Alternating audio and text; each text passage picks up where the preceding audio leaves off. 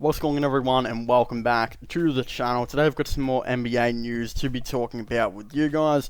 In today's video, I'm actually going to be talking about the fact that it looks like the Miami Heat are going to be interested in a player that I didn't necessarily think would be really available too much in trade talks this offseason, in Jonathan Isaac, but it is currently being reported right now that the Miami Heat might be one of the busiest teams this offseason. According to Grant Hughes of Bleacher Report, Jonathan Isaac could be a surprise trade target for the Miami Heat, and they could potentially be trading for him.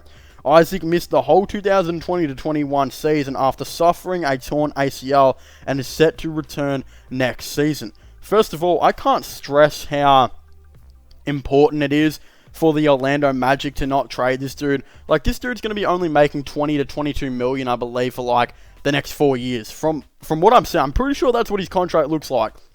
It's not big, really, at all. And you've got potential for a dude, to kind of come in and be a near defensive player of the year at one stage. Like, this guy is a beast. And actually now, looking at his contract, this dude is going to be making $17.4 million a year until 2025.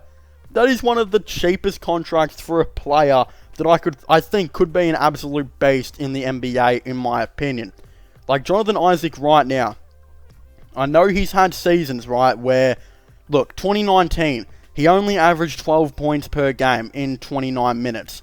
34% from three, 7 rebounds, and again, of course, he was an elite defender, but he wasn't scoring.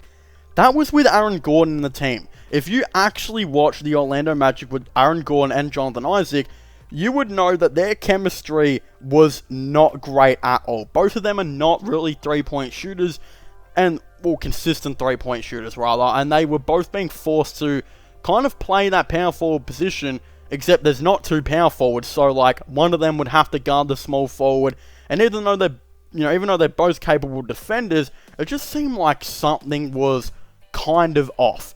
But Jonathan Isaac now will not have to worry about Aaron Gordon, and he won't even be worrying about Vucevic, like, taking his scoring.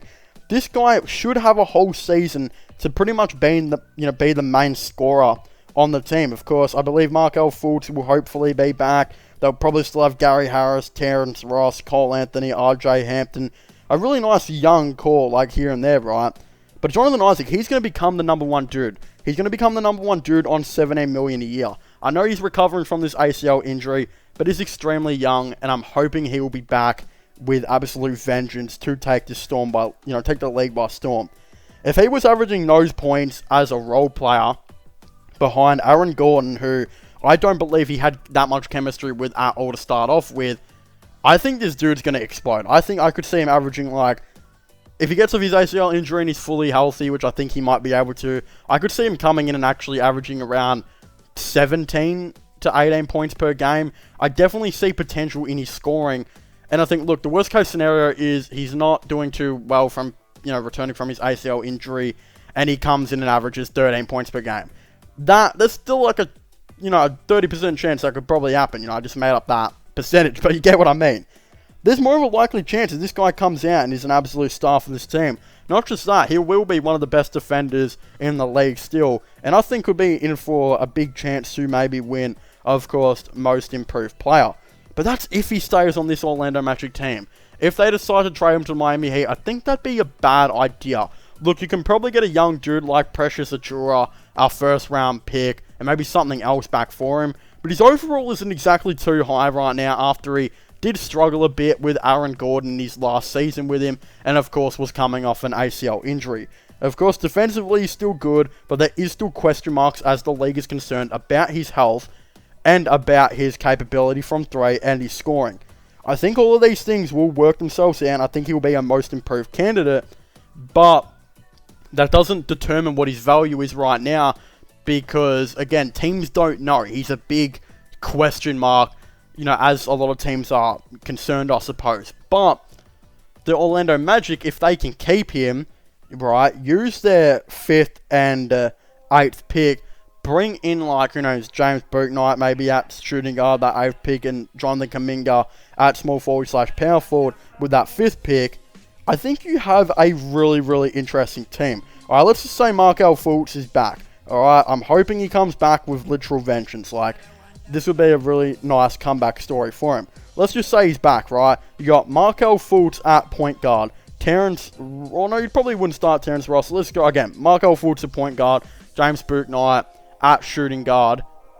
We'd probably start, you know, small forward Jonathan Kuminga, at power forward Jonathan Isaac. And, of course, you know, at your starting center position, you'd have Wendell Carter Jr. Of course, that starting five is terrible. It's probably still one of the worst in the league. But the bench, this bench will be one of the best benches in the league. And I could see after growth to their starters, I think this team could definitely push for a playoffs. Let's listen to their bench real quick. Off the bench, as their sixth man, they would have Terrence Ross. Seventh man, Gary Harris. Eighth man, Mo Bamba. You know, ninth man, Michael Carter-Williams. 10th man, if he comes back, Otto Porter Jr. Again, RJ Hampton. Mo Wagner, I believe, is still on this team. All of those players come off the bench. This is a very, very depth, you know, team. This team has a lot of depth. You know, Chuma Okeke as well, who they picked 16 a little bit ago. He'll be back on this team. There's a lot of depth. Like, this team's got like 13 players that can come in for you every single night. And look, their starting five isn't overall that great, and it's probably the worst nearly in the league.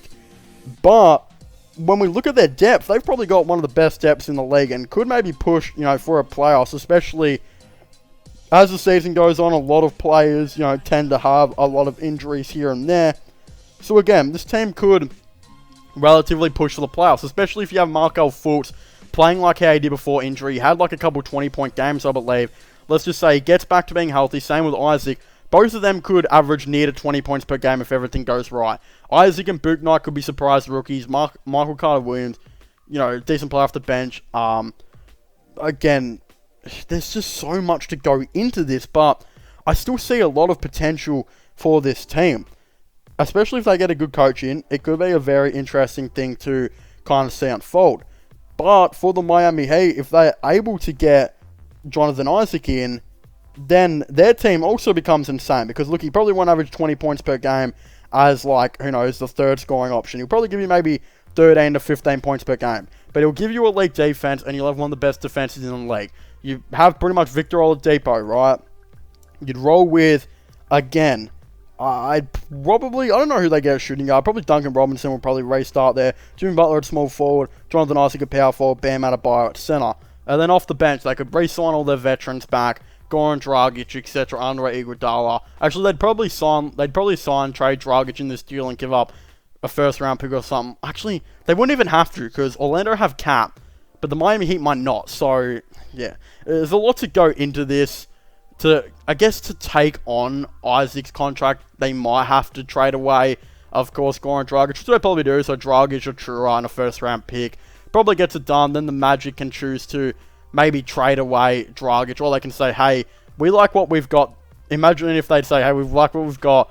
You can come off the bench and you can form a super bench that has you, Gary Harris, Terrence Ross, of course, Mo Bamba, Michael Carter-Williams, RJ Hampton, Cole Anthony. Just form an absolute super bench, one of the best benches the NBA's ever seen. That bench would be crazy. You'd like have, again, a solid... Even if they have a Chura on there, they could literally have a team of 15 players that could get minutes. The depth would be insane. But will any of this happen? Who knows? This is just a theory and speculation video. But of course, I would really like to hear all of your thoughts and opinions on this down below. Would you guys like to see the Orlando Magic go out and get Jonathan Isaac, or trade away Jonathan Isaac rather, and maybe even see, who knows, the Miami Heat go ahead and trade for him? What do you guys think the Orlando Magic's depth is going to be like? Definitely don't forget to subscribe to the channel, as I said, for all the latest NBA content and NBA news. Don't forget to subscribe to my gaming channel and my IRL/long channels. Don't forget to check out my podcast as well. I'm releasing more episodes on my podcast all the time, so don't forget to check that out, which I will link in the description down below. But as I was saying, thank you guys so much for watching this video. Make sure to leave a like and subscribe to the channel, and I'll see you guys next time. Goodbye.